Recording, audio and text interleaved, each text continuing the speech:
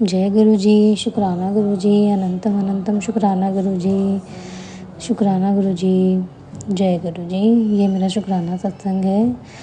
जय गुरु जी संगत जी। गुरु जी का काफ़ी टाइम से मैसेज आ रहा था कि मैं तुझे 3 ट्रिप ब्लेस करने वाला हूँ, तो मैंने बोला जी गुरु जी, जैसे आपकी मर्ज़ी गुरु जी। तो गुरु जी के बार बार मैसेज आ रहे थे कि ब्लैक मैजिक से रिलेटेड कि बालाजी मंदिर हुआ, कोई आसपास में है उस मंदिर में हुआ, बालाजी के मंदिर में, लेकिन मैं नहीं जा पा रही थी।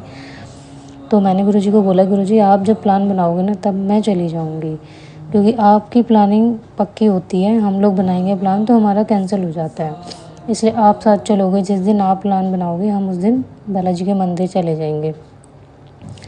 और मुझे ये भी नहीं पता था गुरुजी कि वहाँ पे जाके करना क्या है, तो सब मैंने गुरुजी पे छोड़ दिया। और एक दिन क्या हुआ, अचानक से मेरे ब्रदर का कॉल आता है नाइट में कि बांके बिहारी चलना है। तो मैंने बोला ओके, हम सब चलेंगे।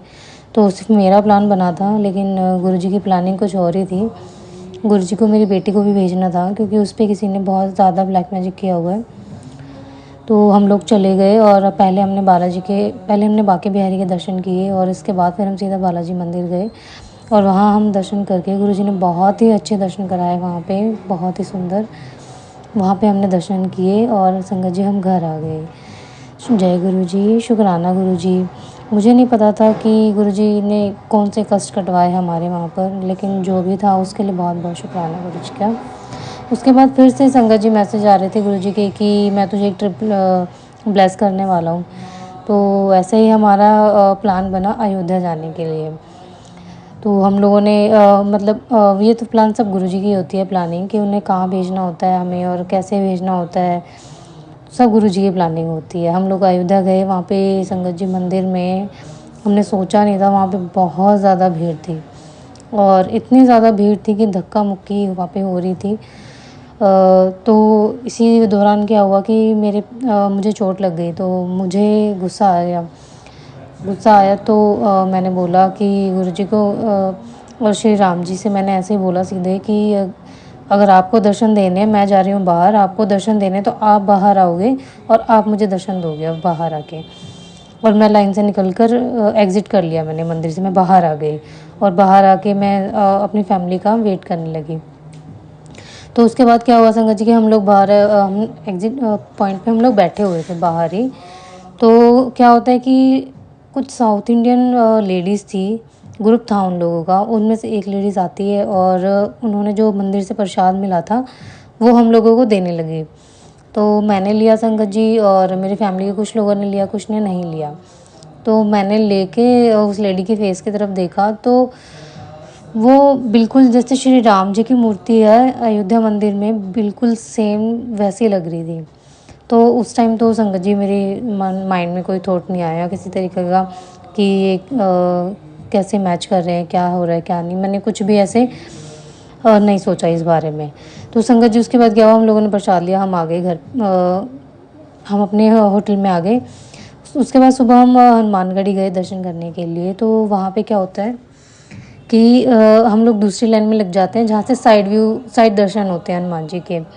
लेकिन मैं गुरुजी से अरदास करती हूँ कि गुरुजी मुझे तो सामने से दर्शन करने हैं, और हम तो साइड वाली लाइन में आ गए हैं, और यहाँ से तो निकलने का भी कोई रास्ता नहीं है गुरुजी, अब क्या होगा, अब कैसे करोगे आप।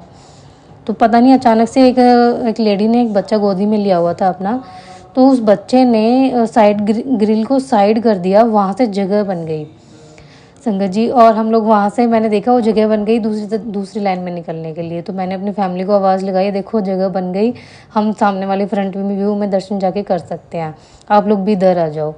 तो पता नहीं गुरुजी ने कैसे रास्ता बनाया, ये सब गुरुजी जानते हैं, मुझे तो बिल्कुल थॉट ही नहीं था मेरे माइंड के अंदर। मैंने सब हिला के देखा था, वो ग्रिल हिल ही नहीं रही थी, पर उस बच्चे के हाथ से गुरुजी ने वहाँ से रास्ता बनवाया और हनुमान जी के सामने से दर्शन कराए। तो इसके लिए भी जय गुरु जी, शुक्राना गुरु जी। उसके बाद हम लोग संगत जी घर आ गए। घर आके अचानक से एक दिन मेरे माइंड में थॉट आता है कि जिस लेडीज़ ने मुझे राम मंदिर में प्रसाद दिया था, वहाँ पे वो जो लेडी का जो फेस था वो बिल्कुल श्री राम जी के फेस से मिल रहा था, बिल्कुल मिलता जुलता था। तो तभी मुझे क्लिक किया माइंड में कि मैंने ही कहा था गुरुजी से कि गुरुजी राम जी आप बाहर आइए, बाहर आके दर्शन दीजिए, ऐसे भीड़ भड़के मैं दर्शन नहीं कर सकती।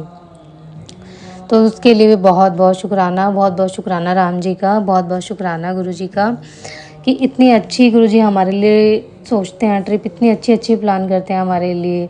और डेली मैं तो कहती हूँ कि हर सेकंड हमारा गुरु जी प्लान करते हैं, कहाँ जाना है, कैसे जाना है, क्या करना है, क्या नहीं करना, सारे थॉट्स गुरु जी हमारे मन में डालते हैं।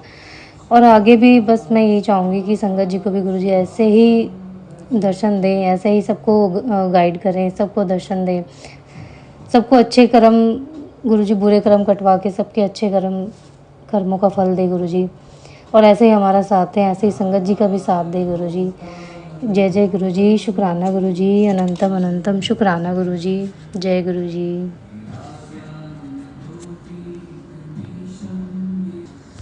जय गुरुजी, शुक्राना गुरुजी। संगत जी एक चीज़ और हुई थी वहाँ पे कि अयोध्या जाने से पहले मैं मन मन में सोच रही थी कि गुरुजी घर जैसी कोई जगह मिल जाए वहाँ पे तो मज़ा ही आ जाएगा, क्योंकि घर जैसा साफ़ सुथरा कहीं मिलता नहीं है ना संगत जी। तो इसीलिए मैं गुरुजी से बार बार यही सोच रही थी, मन में भी यही आ रहा था कि काश कि हमें वहाँ पे साफ़ सुथरा घर जैसा माहौल मिले। तो वहाँ पे क्या हुआ संगत जी कि हम जैसे अयोध्या पहुँचे तो वहाँ हमें होटल ही नहीं मिला।